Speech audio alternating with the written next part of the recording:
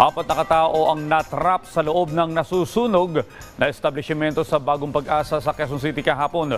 Abot naman sa mahigit 2 milyong piso ang halaga. Ang ari-arian ang natupok. Ang detalye sa report ni Benji Durango.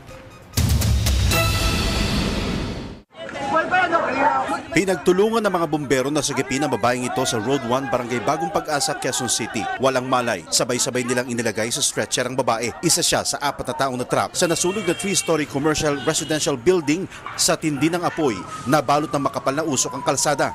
Agad rumisponde ang mga tagapamatay sunog. Nahirapan silang pasukin ng gusali dahil nakakandado pa ang mga tindahan. Habang nilalabanan ng apoy, tuloy-tuloy naman ang pag-rescue sa 3 pang naipit sa nasusunog na gusali. Nailabas din ng lalaking ito, basang-basa at nasugatan sa paa. Ligtas naman siya, pero ang mga sumunod na ni-rescue, nahirapang huminga. Ang 2 matandang ito, kinailangan pang kabitan ng oxygen habang inilalabas sa nasusunog na gusali.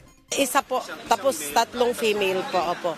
Pero yung 3 female po, iba-iba na pong ambulansyang nagdala sa kanila. Unang rumisponde ang fire brigade ng Barangay Bagong Pag-asa. Nadala sa pinakamalapit na ospital ang mga biktima. Sa balita ho namin, ng birth namin sa barangay, stable na daw po. Natupok ng apoy ang mga ari-arian sa establishmento. Sa bodega pa lamang na ito, higit 2 milyong piso ng Korean products ang naabo. Siyempre, nangihinayang, kaya wala tayong magagawa aksidente. Nasunog din ang gamit ng coffee shop at parisan kung saan nagsimula ang apoy. Pagdating namin, malaki na yung apoy talaga Dito siya nag-umpisa Umabot lang sa unang alarma ang sunog at agad ding naapula makalipas ang 1 oras. Inaalam pa ng BFP ang pinagmulan ng apoy, lalo't nangyari ang sunog na sarado pa ang commercial area. Benji Durango para sa Pambansang TV sa Bagong Pilipinas.